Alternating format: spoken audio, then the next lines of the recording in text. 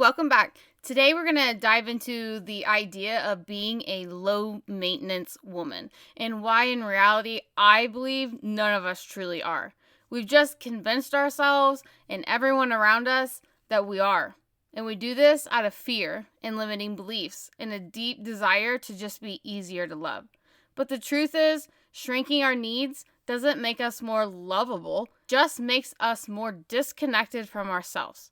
So in this episode, we're going to break down where this belief comes from, how it's been holding us back, and why it's time to unapologetically own our wants and desires. Let's get to it. Hey, welcome to Like a Mom. This is a podcast where we prove that you don't have to choose between rocking it at home and building a thriving business. You actually get to do both. We're here to ditch the stereotypes, crush those limiting beliefs, and show you how the skills that you use every day that make you a great mom are actually the same ones that make you an incredible business owner. Let's dive into empowering conversations, practical tips, and plenty of inspiration and support to help you thrive in every part of your life. Because, like a mom, you're already unstoppable. Let's do this. Okay. For most of my life, I have worn this label of a low maintenance badge of honor. I have convinced myself that needing less meant I was easier to love, that keeping my desire small would somehow make me more acceptable, more manageable. I told myself that I didn't need grand gestures, deep emotional presence, or consistent affirmations. I convinced myself I was fine with bare minimum, and I wore the badge of honor of being a low maintenance woman for a long time. I truly believed it. The reels and the stuff on Instagram go by and they're like, oh, I'm not married to a high maintenance woman. I have a low maintenance woman, blah, blah, blah, blah, whatever. I was always relating to that. I felt like, yeah, that's me. I literally convinced myself that I was this low maintenance woman and I wore it like a badge of honor. But what I didn't see was that every time I said this, every time I convinced myself of this, I was actually swallowing my needs. I was ignoring my desires. I wasn't just betraying myself. I was creating this slow burning resentment that I didn't even realize was building. My husband and I have been together for a long time. Now, this doesn't just, happen in my marriage. This has happened in every area of my life, from being an employee to being a student to, whatever. This is the badge that I have worn, but like in my marriage, it seems to have been huge. It has prevailed, shown up in this area of my life so drastically. And I think for a variety of reasons. And I also think that society perpetuates this. Some women show up and they speak their needs and their desires. And that may be chocolate and roses and jewelry. And good for them for showing up and speaking that. And they have been labeled as high maintenance.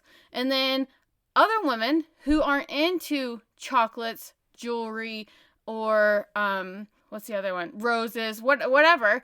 Like maybe we're into Nike shoes or chickens in the backyard or whatever it is. Society has convinced us and has labeled that as low maintenance because we don't want the expensive jewelry, the expensive chocolates, we aren't wanting all these things. And so we have been labeled as low maintenance, and it almost has been kind of a praised on thing. For me, in particular, my natural tendency of just wanting to do this out of self-protection and that societal praise of this low maintenance woman turned into this bomb of an explosion that I have carried around with me for so long. And to be honest, I didn't know I was. I literally thought I was doing a good job because, I had this badge of being low maintenance. But in reality, what was happening was I was shrinking myself in all of these situations and in all of these places. In my marriage in particular, this belief, this deep-rooted, I'm fine with less mindset.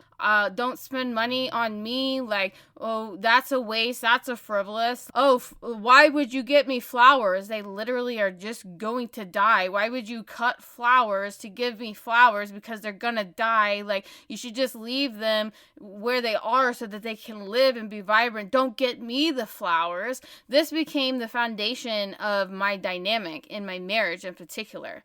I didn't express what I truly wanted inside because I had trained myself to believe that wanting more was problematic. And because I never asked for anything more or I never expressed my wants, it's not considered to be giving me more.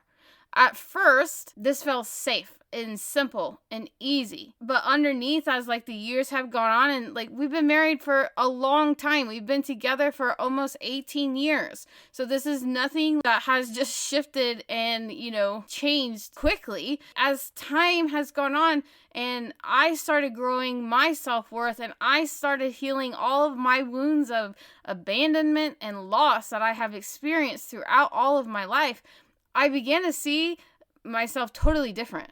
And I started to recognize how I trained myself to settle. I unknowingly taught my husband I was content with bare minimum. As I'm growing, I start to feel the weight of that truth. But once I started really owning my self-worth, I can't unsee that I actually do have needs. I do actually have wants. It just doesn't look exactly like what the world has portrayed as high maintenance. This is where this like hidden resentment that I didn't even really know was there. I thought I was doing good by not having the needs or not wanting the expensive chocolate and jewelry. And so to express this, I didn't really have the words to be able to do that.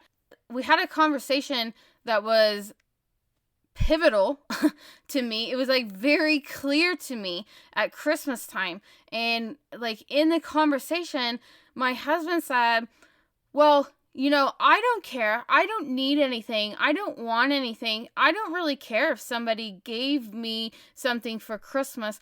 I would just want my kids to have it.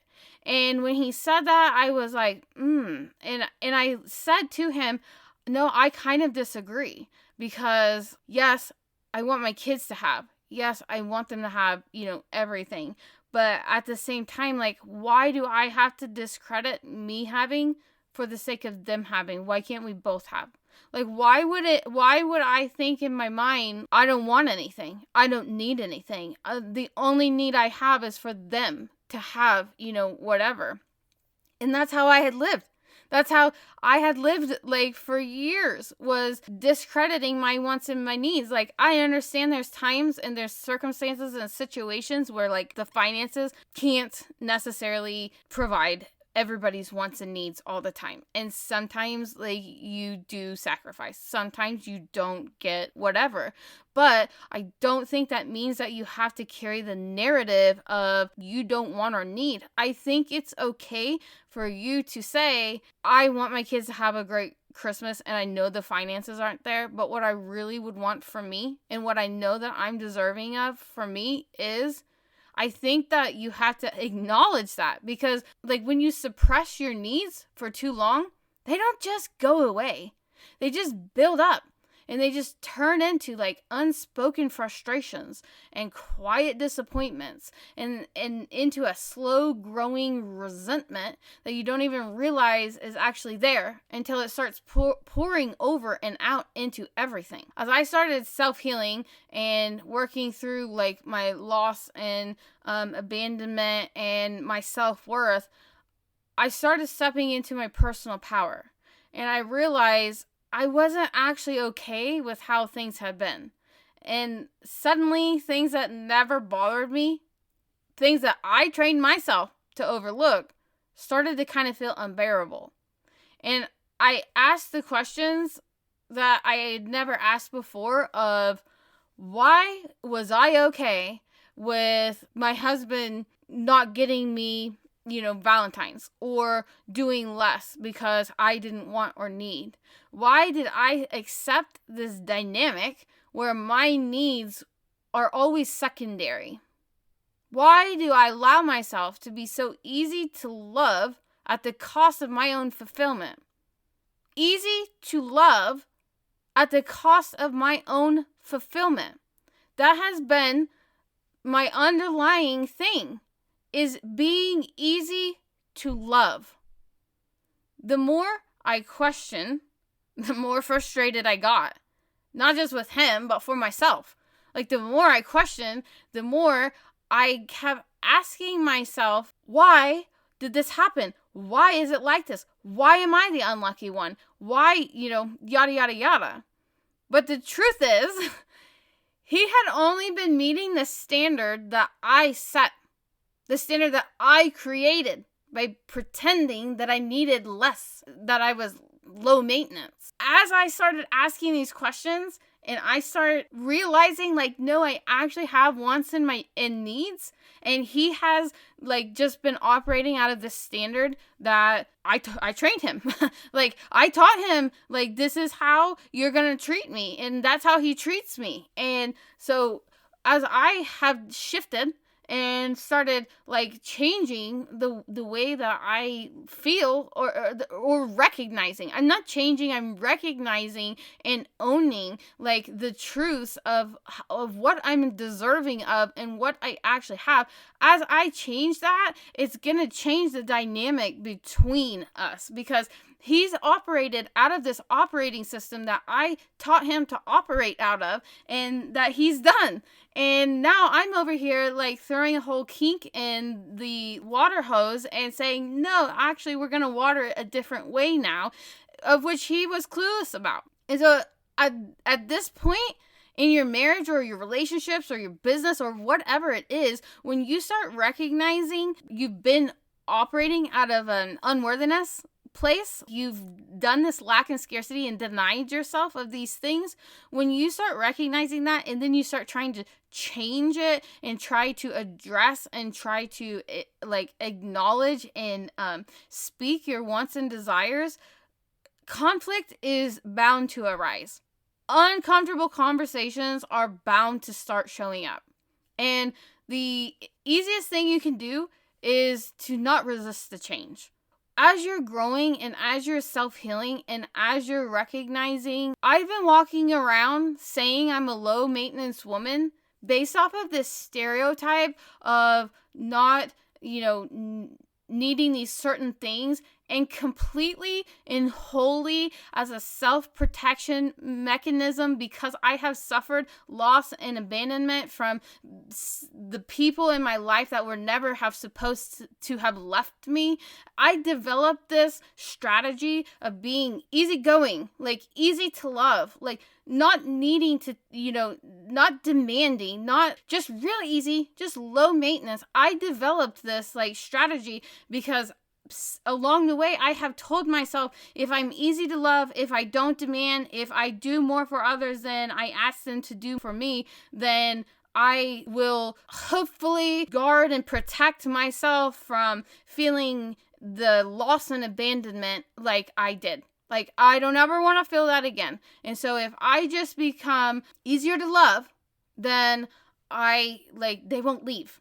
And the whole goal is to not have them leave, because we cannot have that pain that we had before. When you become no longer willing to accept less than what you actually want, or when you start demanding more or demanding what you're worth, or really honestly just being honest with who you are and what you want, that can create tension. It can stir up conversations that you've never had before. It can make you feel uneasy. It can make you feel nervous, scared. Your nervous system is going to really start activating by showing up and saying, I want more. I deserve more. I'm worth more. Actually, I've never told you this, but I do think I actually like whatever it is. That's not going to be easy for anyone. It's not going to be easy for you or your husband or your partner or, your coworker or your boss or your kids or your parents or your friends, whoever it is that you've been living this dynamic with. Like, it's not going to be an easy conversation, but it's an absolute must. And when I recognized this and I told myself this, everything changed. It wasn't about me demanding extravagant things or wanting the jewelry and the chocolate, because I don't. Like, don't bring me the jewelry and the chocolate. I don't want that. But that has been defined as the high maintenance, when in reality, it's just a want and a desire. It's not high maintenance. It's not low maintenance. It was just them allowing people that I like have been deemed as high maintenance. They're just allowing themselves to want, to receive, to express their needs without fear of being too much. They're not shrinking. Like, they're not doing what I did of just trying to shrink to make it easier for someone else to handle me or to love me or not feel like I was needing too much or demanding too much. This is one of the hardest things for me to really kind of wrap my mind around. And I know it sounds like it's such a minor thing, like a low maintenance or high maintenance. And it really is actually so much deeper. It really actually is solely based in my personal belief in myself. It wasn't actually anyone else's doing or anyone else's like thoughts or beliefs about me. I initially, like, your initial response is to want to be like, oh, he doesn't love me enough. Oh, he doesn't think I'm special. Oh, I'm not worth blah, blah, blah, blah, blah. And point the fingers and blame it on the other person. But at the end of the day, he just had been loving me the way that I told him to. I had all these walls. I had all this buffer zone of protection with this exterior coat of being a low maintenance woman. And he thought I was happy because I had taught him that I didn't want those things, that I didn't need those things. When I no longer pride myself on being low maintenance, when I put that badge down and I no longer wave it around, other people are going to recognize that. Because me waving that low maintenance badge around is a label that was never actually a true reflection of my real self. It was only a survival mechanism. It was a way that I had developed to protect myself from the fear of being too much. And guess what? I am not too much. And if that's uncomfortable for somebody else, that is not my problem. That is their problem. And if my growth and my change makes someone else uncomfortable, that is not a sign for me to stop and shrink back. It is not a sign for me to become low maintenance. It's actually an invitation for them to get to grow with me. So throughout all of this, realization and recognition in this really deep dive into how this seemingly funny, topical, low maintenance woman theory that I know is a lot of like jokes or, comical relief on social media, and so many other women walk around and like wave this low maintenance flag just like I was doing. I've actually realized that it is actually so much deeper. It is actually so much deeper because every human being has wants and needs and desires, and every human being wants to feel special and needed and loved for who they are as their true, real self. But when we don't feel comfortable being that, or life has taught us it's not safe to be that, we develop these self-protecting mechanisms, like waving around a flag of being a low-maintenance woman. And so I encourage you to stop calling yourself a low-maintenance woman.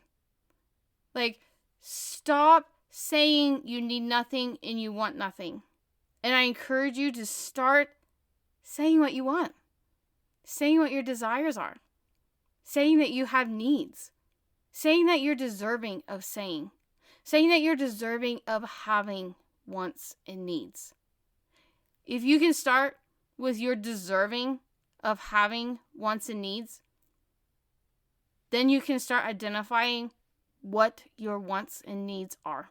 And then you can start voicing what your wants and needs are. But all of that is going to come when you stop identifying as a low maintenance woman. And you start asking yourself the question of, why am I content allowing myself to be a low maintenance woman that never receives? That shift and that ownership of your own self-worth is going to change everything. Now, I don't just expect more. I don't just expect that I have wants and needs. I know that I deserve to have wants and needs. And my wants and my needs may not be chocolate, may not be jewelry.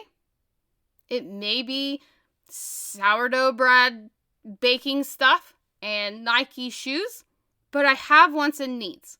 And I'm no longer going to be afraid to voice that and to ask for that. I am no longer carrying around this narrative of a low maintenance woman. And I encourage you to no longer carry around the narrative of a low maintenance woman or a high maintenance woman. It is time that we as women start identifying all of these limiting beliefs that have kept us so small. All of the ways that we have gone into self-protection mode and the moments that we have abandoned our true desires in exchange for just being easier to be loved. It is time that we step back into alignment with our true selves and our personal power. No longer settling, no longer shrinking, and no longer accepting less than everything we are worthy of. We are deserving, and the change is going to start with us recognizing and truly owning our self-worth as an individual. We are deserving of that. And it is time for all of us to start doing that. Thanks for hanging out with me on the Like a Mom podcast. If you love this episode, be sure to subscribe, leave a review, and share it with another mom who's ready to thrive in life and business. Remember, you've got everything you need to succeed already inside of you. Keep going, keep believing, and know that you're doing amazing. Remember, being a mom isn't a limitation. It's your ultimate advantage. Until next time, keep thriving and shining like a mom.